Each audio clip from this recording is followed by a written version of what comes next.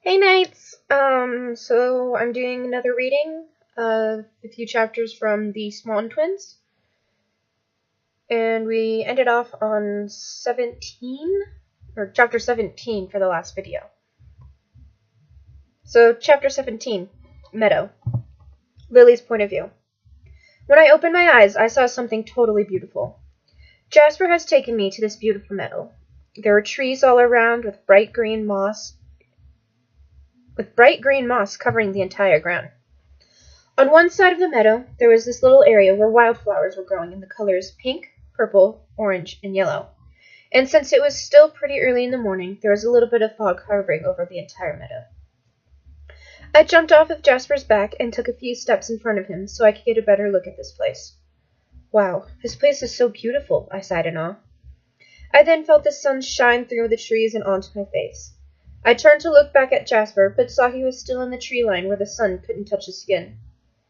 I walked over and grabbed his hand. Then I started to pull him into the meadow where the warm sun could touch his cold skin. But before I could move him much, he pulled himself to a stop right before his skin could become like diamonds. What is it? It's just, he drawled out and didn't continue to speak. It's just what? I asked him curiously. It's just, when I'm in the sun, it shows what I really am, a monster. He looked down at the ground like he was ashamed of himself. It broke my heart to see him like this. It's like my heart literally broke into 1,000 pieces. Jasper, I walked until I was right in front of him. I brought both my hands up and placed them on both sides of his face. I pulled his face so he could look at me. You're no monster, do you understand? But I cut him off before he could even disagree with me. No, Jasper, you're not a monster. None of your family is. You guys are all kind, considerate, protective, and so many more amazing things. If you were a monster, you would have killed me or anyone else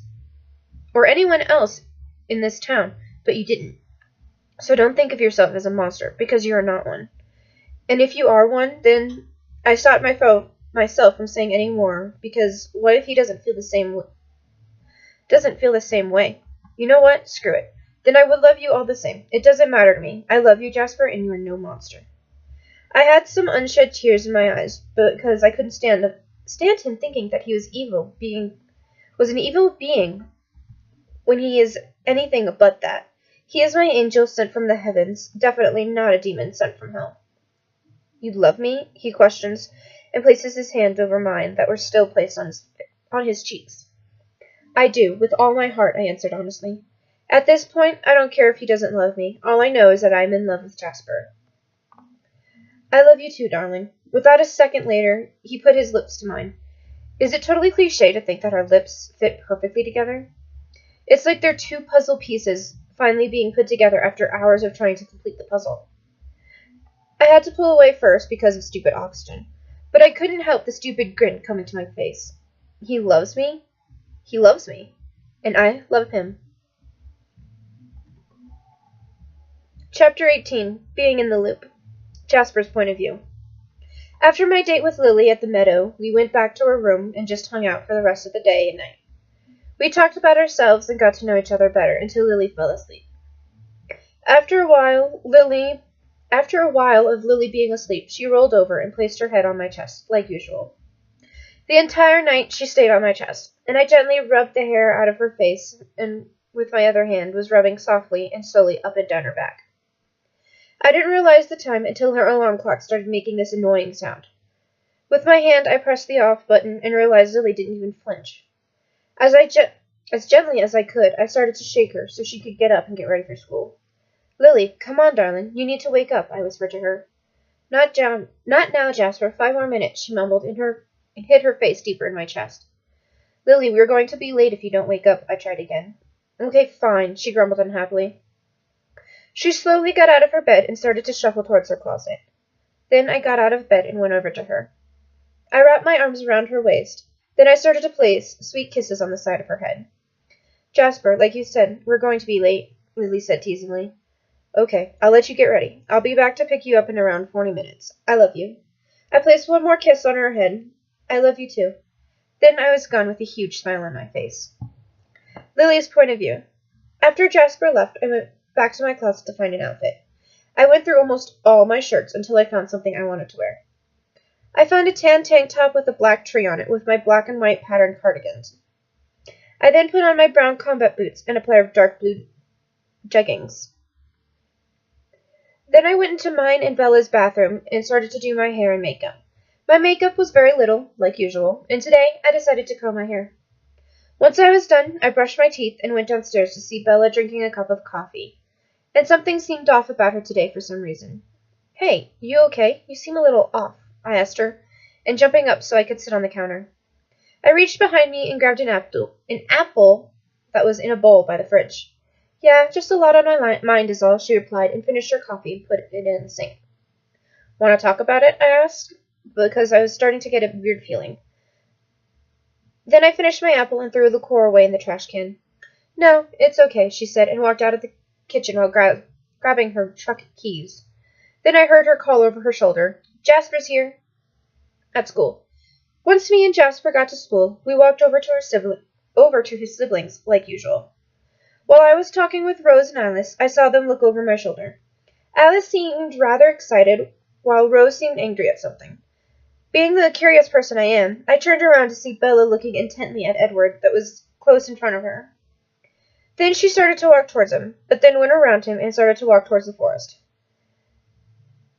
Then Edward started to follow her towards wherever she was going. "Does she know?" I whispered my suspicions to all of them. I looked up to Jasper, since he was the closest to me, and he looked down at me and nodded his head along with everyone else. Emmett looked okay over the subject.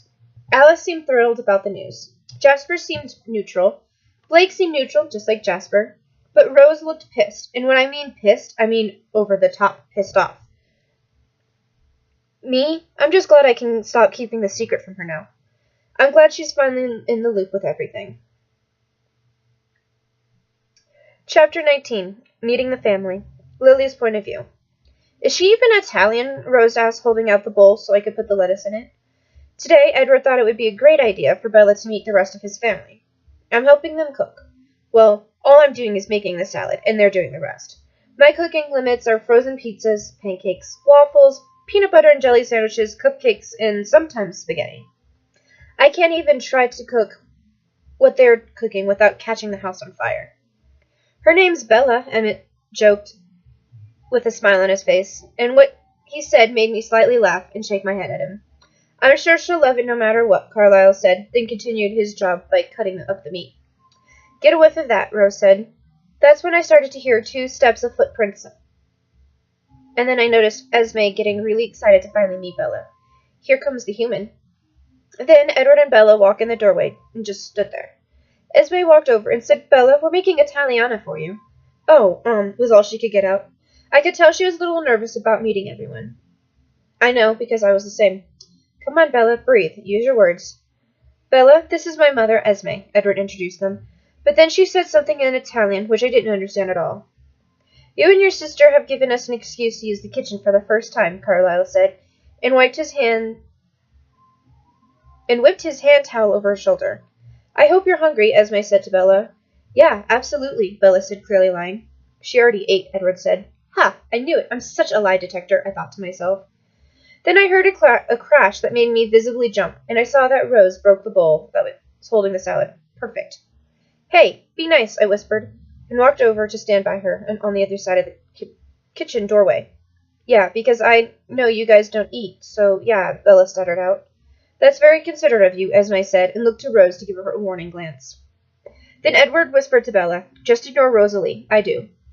"Yeah, let's keep pretending that it isn't dangerous for all of us," Rose said to the rest of the family. "Now I'm wondering why she's all right with me knowing but not Bella. It doesn't make sense. What's the difference with me knowing and Bella knowing?" "I would never tell anybody anything," Bella confessed, and I could tell that she meant what she said. "She knows that," Carl said, wrapping an arm around Esme. "No, so cute." "Now she should know. The entire family will be in trouble if this ends badly," Rose confessed. "Badly and as in," Bella paused to think of what to say. "I would become the meal."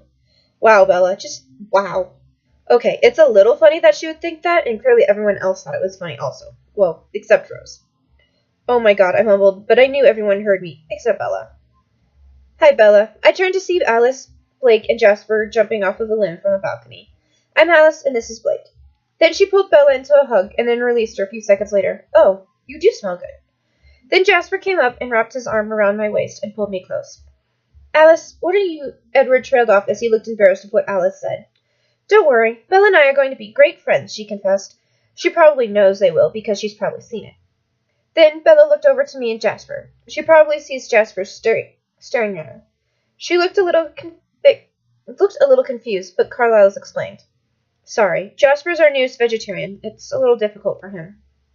Pleasure to meet you. When he spoke, I felt him tighten his arm that was around me, but not tight enough to actually hurt me.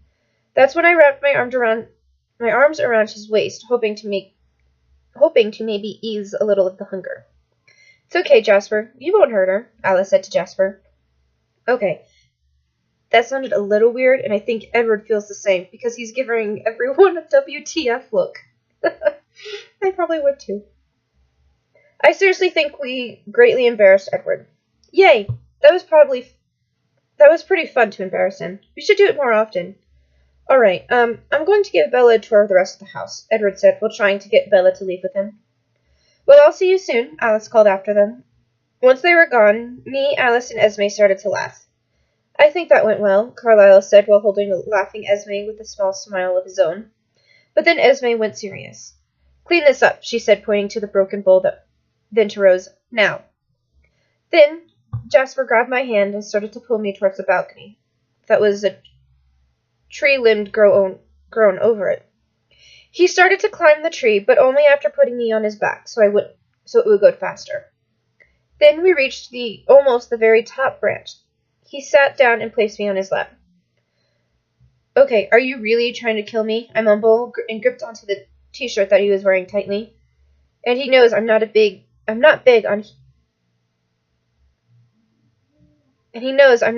heights. So why would he do this to me? He's such a jerk sometimes, but I love him anyways. Has it ever crossed your mind that I could hurt you? He asked me while twirling a piece of my curled hair in his hand. I don't know if I should answer his question honestly or not. To be honest, yes, it has crossed my mind. I paused to look into his eyes, but I couldn't because he was looking down instead of up at me. I'm scared you're going to leave and never come back. Now that is my definition of you hurting me, because it would hurt me more than anything in the world if you did that. But physically hurt me? No, I never thought about that, because I love you, Jasper, and I know you wouldn't do that. I trust you with my life. He placed one of his hands on the side of my face, while his other hand stayed wrapped around my waist. With his thumb, he started to rub little circles on my cheekbone. I love you too, darling. Did I ever mention how I love him calling me darling? Well, I love it, and to be honest, I think it's a little sexy. I love you more, I said, bringing my face closer to his.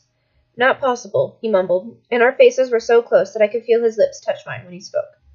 Just kiss me already, I said, and not a moment later his lips were on mine, but I pulled away the next second. Oh, and by the way, it is totally possible.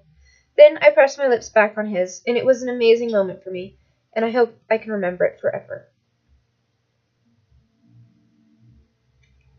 Alrighty, so that was the next 3 chapters. Yeah. Alrighty. Peace out, Knights.